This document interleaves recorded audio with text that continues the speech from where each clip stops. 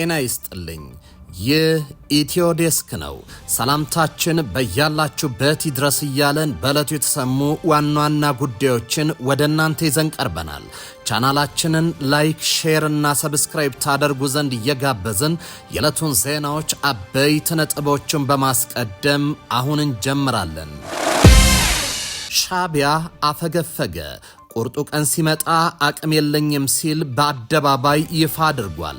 የሻዕቢያ የሚዲያ ብርጌድ አለቃና ማስታወቂያ ሚኒስትር የማነ ገብረ መስቀል ኢትዮጵያን የመውጋት አቅም የለንም ሲሉ እንደ ሐሞት የሚመራውን ሐቅ ተጋፍጠውታል። በሌላ በኩል ዓለም ትኩረቱን መካከለኛው ምስራቅ ላይ ባደረገበት በዚህ ወቅት የኢትዮ ኤርትራ ውጥረት እጅግ አደገኛ መንገድ ላይ እንደሚገኝ አንድ ጥናት ይፋ አድርጓል። በዝርዝር አዘጋጅተነዋል። አስመራ ቤተ መንግስት ሚስጥራዊ ውይይት መደረጉ ታወቀ። በድንገት ኤርትራ የገቡት ከፍተኛው ባለስልጣን ከሻዕቢያ አመራሮች ጋር እንደመከሩ ተረጋግጧል። ዝግ ነበር የተባለው ስብሰባ በአሰብና በኢትዮጵያ ጉዳይ ላይ ያተኮረ ነው ተብሏል። ታዳምጡታላቸው። ጀነራሉ የኢሳያስን ዱካ እየተከተሉ ነው። ግብጽ ከመቼውም ጊዜ በላይ የኢትዮጵያን ዙሪያ ገባ ተጠግታለች።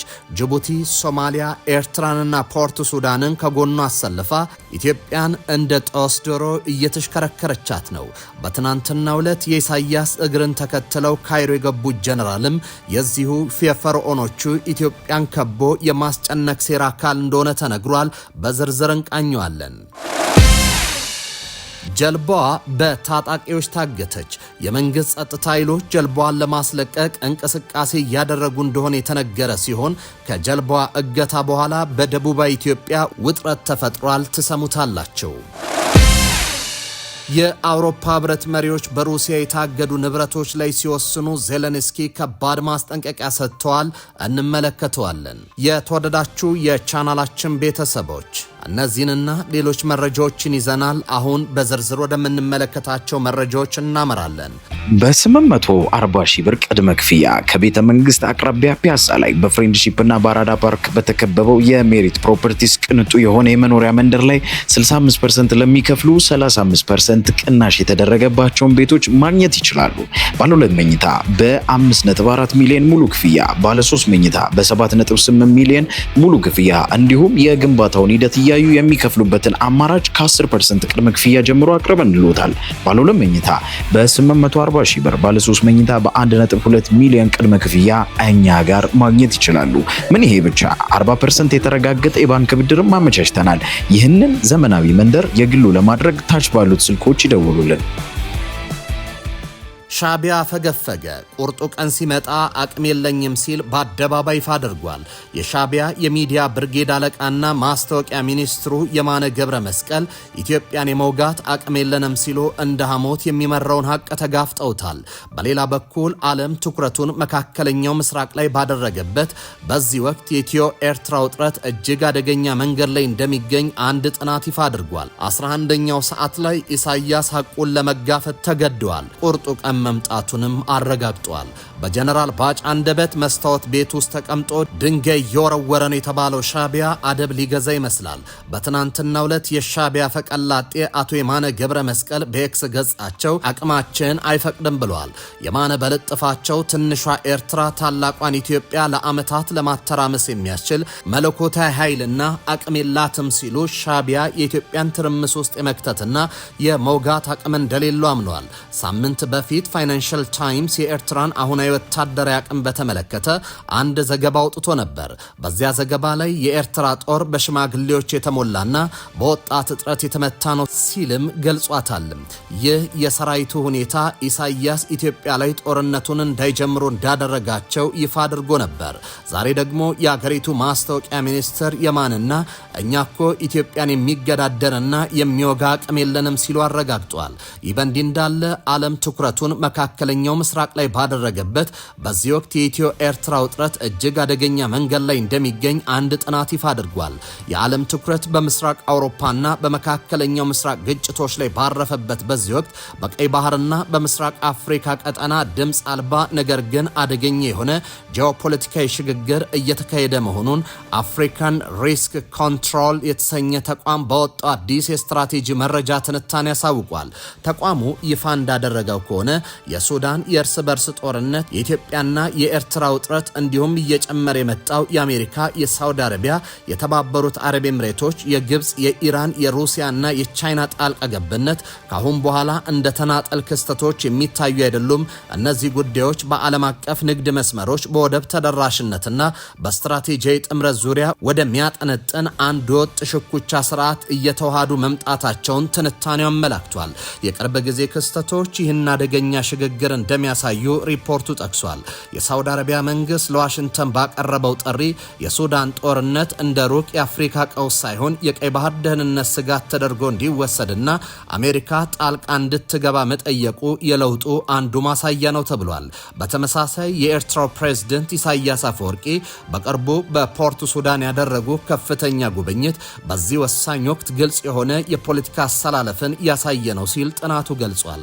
በሌላ በኩል ኢትዮጵያ በቀይ ባህር ተደራሽነትና በቀጠናዊ ተጽዕኖ ዙሪያ ካለባት ፍላጎት ጋር ተያይዞ ውስጣዊና ውጫዊ ዲፕሎማሲያዊ ጫናዎች እያረፉባት መሆኑም ተጠቅሷል።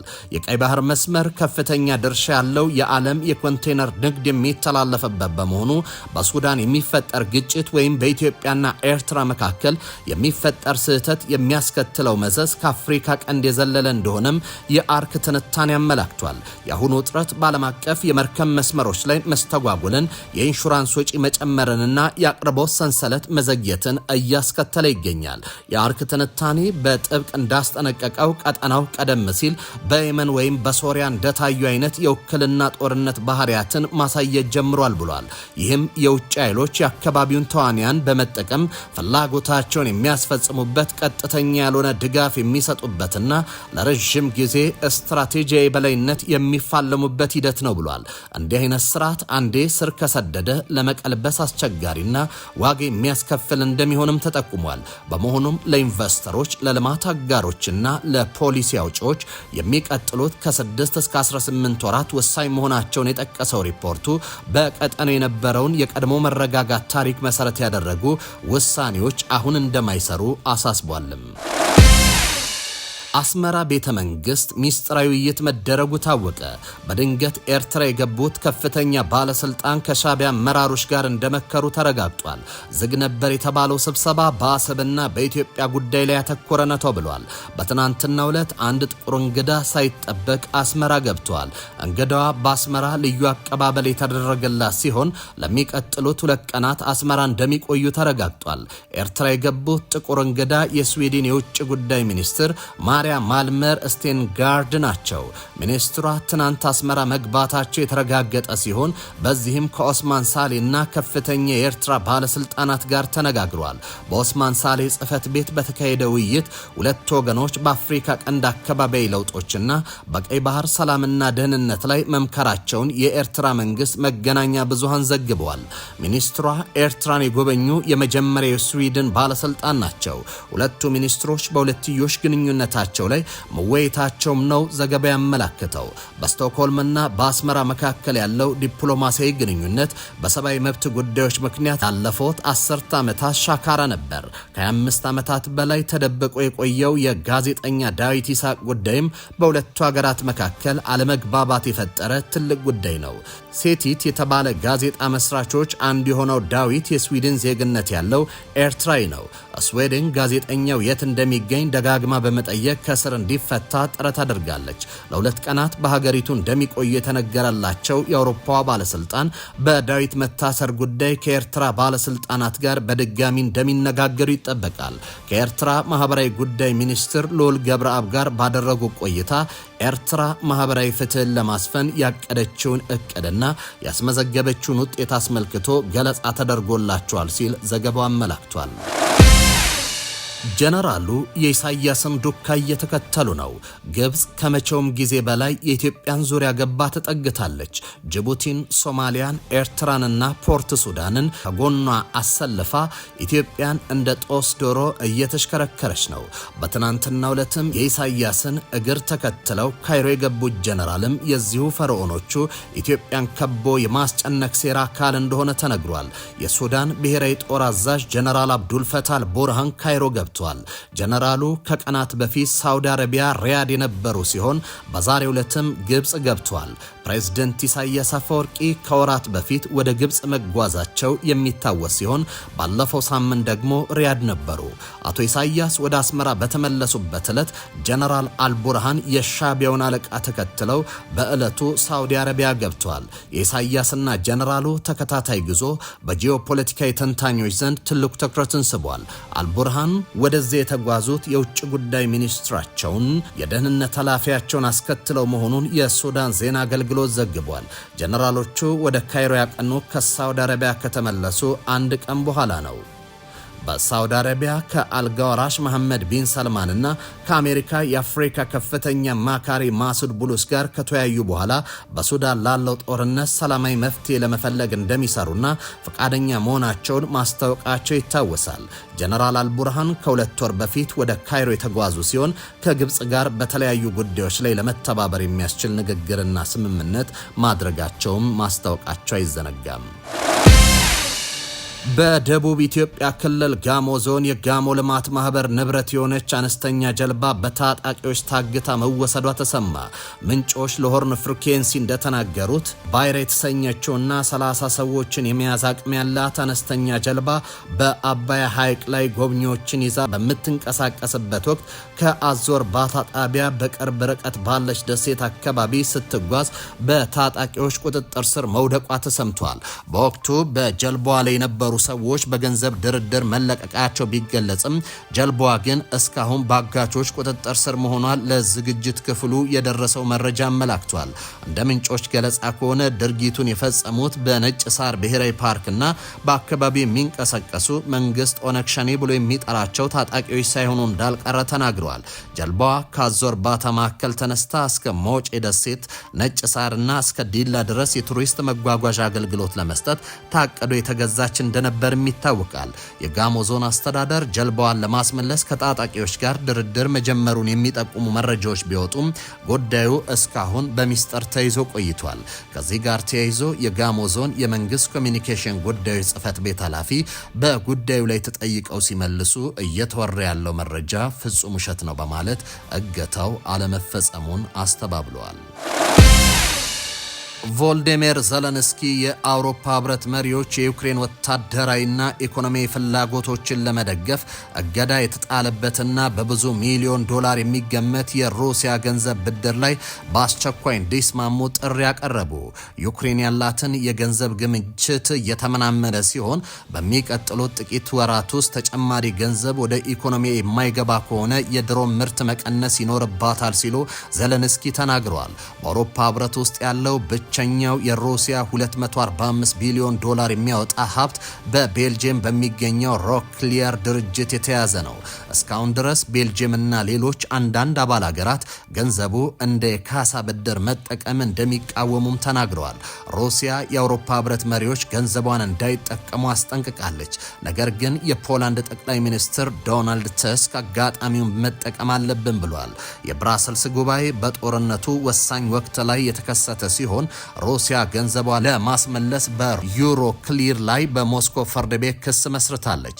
ዘለንስኪ ዩክሬንም በሚቀጥለው ዓመት በእርግጠኝነት ከ45 እስከ 50 ቢሊዮን ዩሮ የበጀት ጉድለት እንደሚገጥማት ተናግሯል። የአውሮፓ ኮሚሽን ኃላፊ ኡርሱላ ቮን ዴር ሌየን ደግሞ መፍትሄ ላይ ሳንደርስ ጉባኤውን ለቀን አንወጣም ሲሉ ቃል ገብተዋል። አንድ የአውሮፓ መንግስት ባለስልጣን ስምምነት ላይ እንደሚደረስ ጥንቃቄ ታከለበት ብሩህ ተስፋ እንደሚታያቸው ነገር ግን የተለጠጠ ተስፋ እንደሚያደርጉም ገልጿል።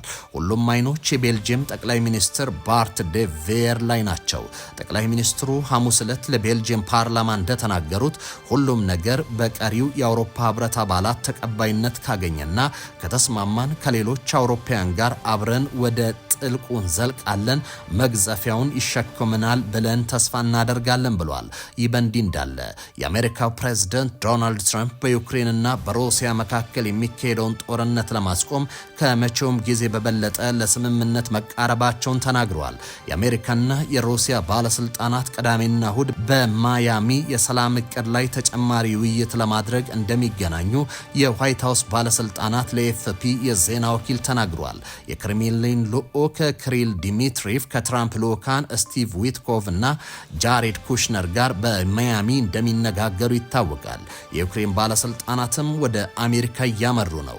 በብራስልስ የሚገኙት ፕሬዝዳንት ዘለንስኪ ኪየቭ ጦርነቱ ከቀጠለ ጦሯን ለመደገፍ ወይም ሙሉ በሙሉ መልሶ ግንባታ ለመዋል ገንዘቡ እንደሚያስፈልጋቸው ተናግሯል።